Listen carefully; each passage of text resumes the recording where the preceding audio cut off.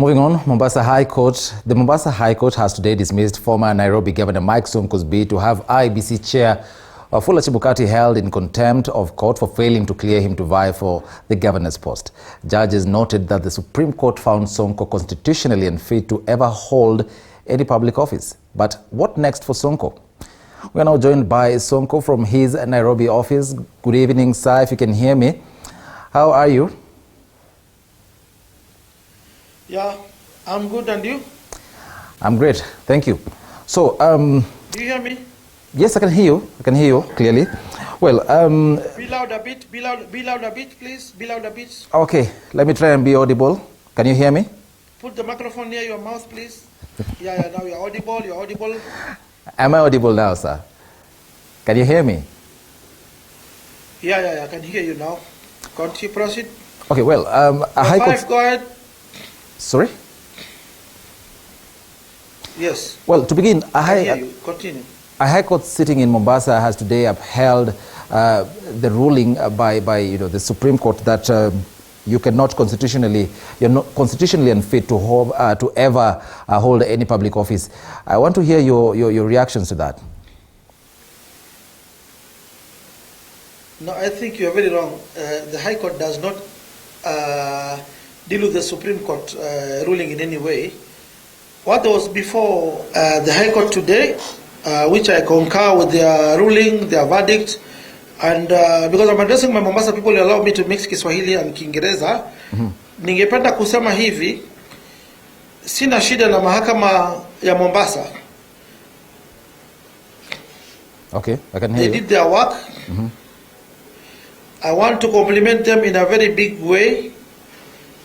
Their judgment was very comprehensive. We went to court via the contempt of court application against Chebukati and the IBC returning officer Mombasa, whereby immediately I was cleared. There was a directive that was issued by the returning officer revoking my clearance by IBC because of the judgment by the Supreme Court. So my problem is how the Supreme Court's judgment was conducted, or delivered.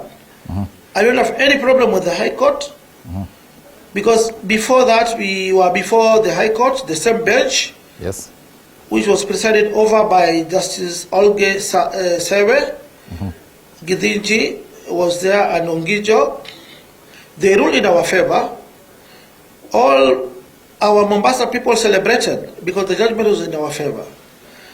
So I want to tell our supporters, today the judgment was not in our favor. The High Court did their work.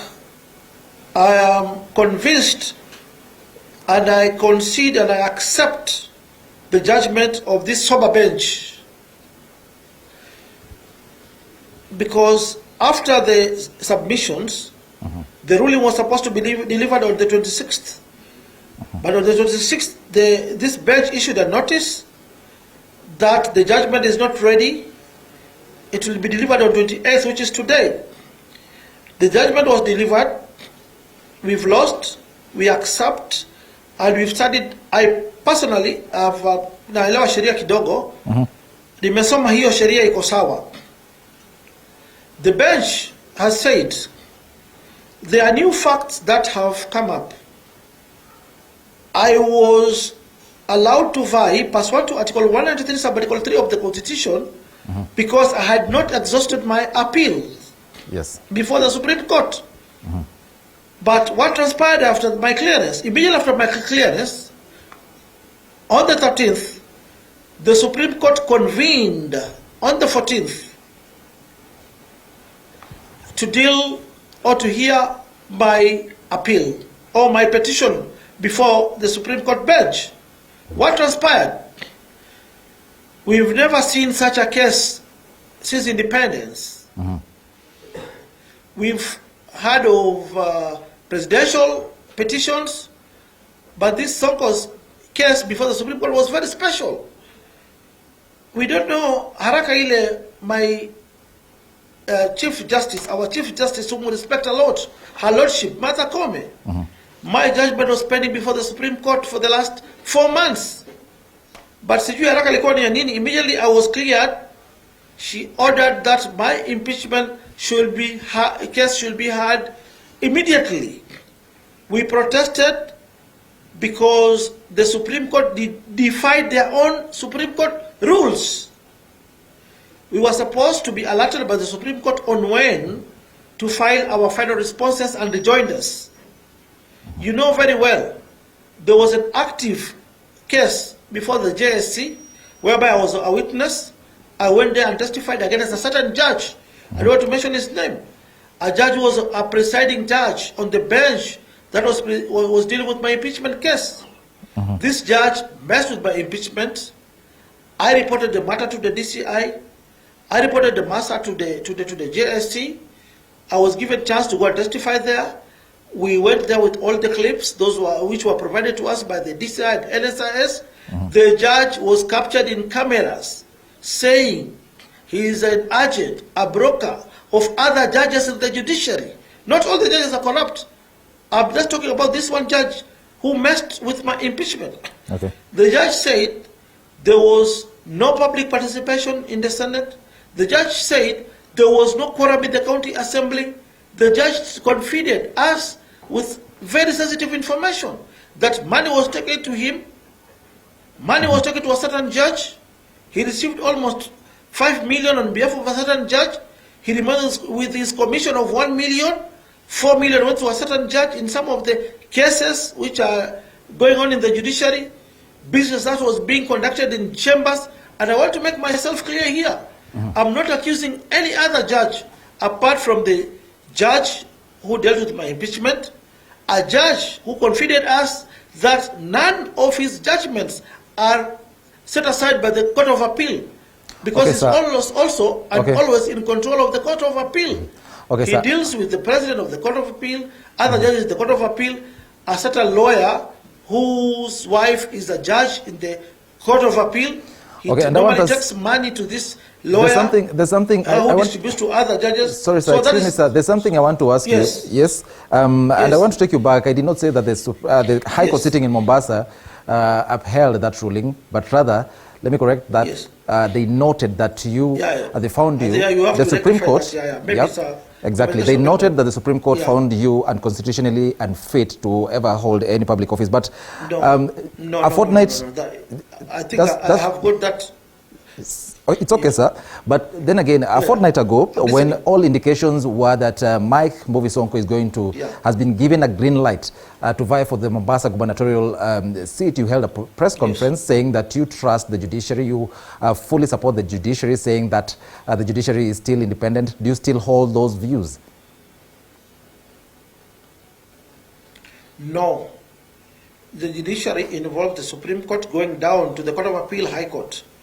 So you change your views? And being a leader, I have to be truthful to Kenyans. I have to tell the Kenyans the truth and nothing but the truth. The High Court has been ruling in our favor. We've been celebrating with my supporters. But today, the High Court has ruled against us. And I've said in the case of the High Court, they have delivered a very comprehensive ruling. I concur with that ruling. The High Court has told us, you are challenging a revocation of your letter by IBC against your clearance. You are not supposed to come by way of contempt of court. You are supposed to come because there are new facts which have arisen after the Supreme Court judgment. You are supposed to challenge that letter on its own. Come by way of a petition or by way of a judicial review on a fresh matter. What has already been concluded by the High Court was in our favor. The order was served to IBC. For once, let me press Chebukati, the returning officer. They cleared us. But everything was overtaken by events, by the judgment of the Supreme Court. We were allowed to be cleared via Article 193, Sub-Article 3 of the Kenyan Constitution. That article ilisimama kutusimamia because the Supreme Court ruled that our petition was dismissed. But let us look at the circumstances under which we lost before the Supreme Court. The circumstances are very clear. the Chief Justice had already pronounced herself that any impeached governor or a convicted leader is not supposed to vie unless that impeachment or conviction is overturned by the court, which was wrong. The chief officer went to a public radio station, TV station, pronounced these pronouncements, which is wrong because she was defying the Kenyan Constitution. So you think she's not independent? Article 3 does not support the Chief Justice's sentiments. And you want... Sorry? You want her to recuse herself. You interrupted and asked something. Yes. I'm sorry for that, but we have all the reasons to make the Chief Justice recuse. Because you believe she's not independent. Let me answer your question, please. She's not independent, and she's not independent, and she's not competent in the fact that she misled 40 million Kenyans by lying to them.